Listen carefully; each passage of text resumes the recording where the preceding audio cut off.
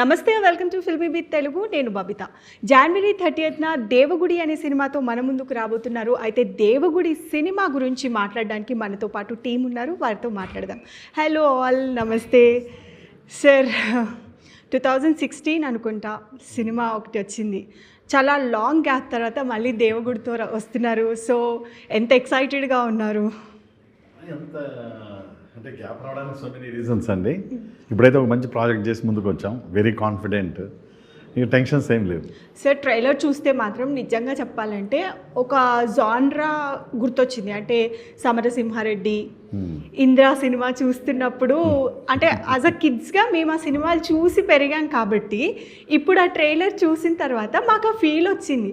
అంటే సినిమా ఎలా ఉండబోతుంది అనేది మీరు ఆ ట్రైలర్లో చూపించారు. సో నిజంగానే అలా ఉండబోతుంది అంటే ప్రేక్షకులు కూడా ఇప్పుడు యాజ్ అ వ్యూవర్స్గా మాకు ఆ ఫీలింగ్ వచ్చిందనమాట ఆ ట్రైలర్ చూసినప్పుడు.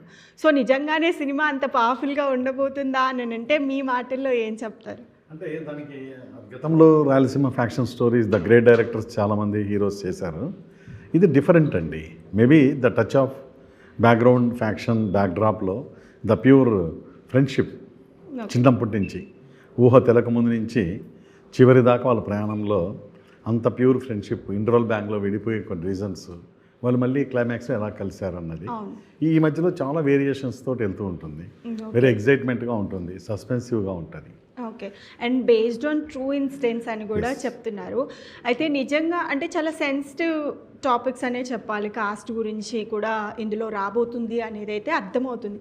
సో వీటిని ఎలా హ్యాండిల్ చేశారు సార్? అంటే ఎలా ఉండబోతుంది?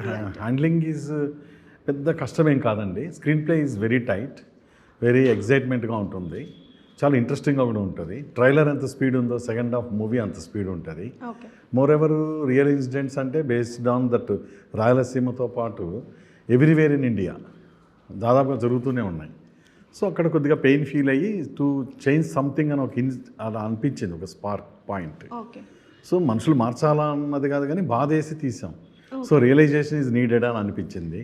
That realization will be the there in the movie. అంటే నిజంగా చెప్పాలంటే కూడా ఇంతకు ముందు కన్నా కూడా ఇప్పుడే కొంచెం కాస్ట్ గురించి కానివ్వండి, కమ్యూనిటీస్ గురించి కానివ్వండి, అంటే సోషల్ మీడియా వచ్చిన తర్వాత వాటిపైన ఎక్కువ ఫోకస్ చేస్తున్నట్టు కూడా అనిపిస్తుంది. సో ఆ ఇష్యూని ఎలా ఎలాబరేట్ చేశారు అని అంటే ఎలా ఉండబోతుంది అని అనుకోవచ్చు? ఇప్పుడు ఏంటంటే మీరు అన్నట్టు సోషల్ మీడియా కావచ్చు, ఏదైనా కావచ్చు, అంటే జ్ఞానం పెరిగే కొద్దీ ఇవి తగ్గాలి, తగ్గట్లేదు. The weapon is only changed. అంటే రాతియుగంలో ఉన్న స్టోన్ ఈజ్ చేంజ్డ్, పాలిష్డ్ అయింది, గన్స్గా మారింది, రకరకాలుగా మారి ఇప్పుడు రాకెట్ యుగంలోకి వెళ్ళిపోయాం. బట్ అక్కడ స్ట్రక్ అయిపోయిన మైండ్ సెట్లోనే ఇప్పటికీ ఉండడం అన్నది బాధాకరమైన విషయం. So think your self.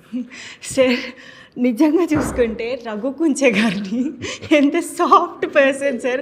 తను పాట పాడుతుంటే కూడా ఎంత సూదింగ్గా అనిపిస్తుంది. తన వాయిస్ కానివ్వండి సార్, మీరు ఉండే విధానం కూడా as a person we know you. So అంత సాఫ్ట్ పర్సన్ని ఇంత రగ్డ్గా ఎలా చూపించాలనిపించింది సార్?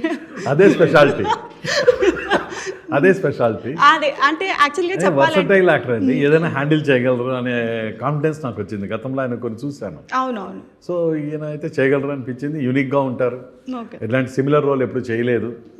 సో కొత్తగా ఉంటుంది మూవీకి, ప్రేక్షకులు కూడా అనుభూతి చెందుతారు. ఈ మూవీ తర్వాత చాలా బిజీ అయిపోతారు సార్, నో డౌట్ ఇది. Okay sir, we are seriously very excited. చాలా బిజీ అవుతారు. నెక్స్ట్ ఇంకొక ఎరా లాగా అవుతుంది. ఇదివరకు ఉన్నది వేరు. ఇంకో ఇప్పుడు ఎందుకంటే దీని తర్వాత ఇంకో పెద్ద మూవీ వస్తుంది సార్దే. ఓకే, అప్డేట్ రివీల్ చేసేసారు. అయిపోతున్నాయి. ఓకే.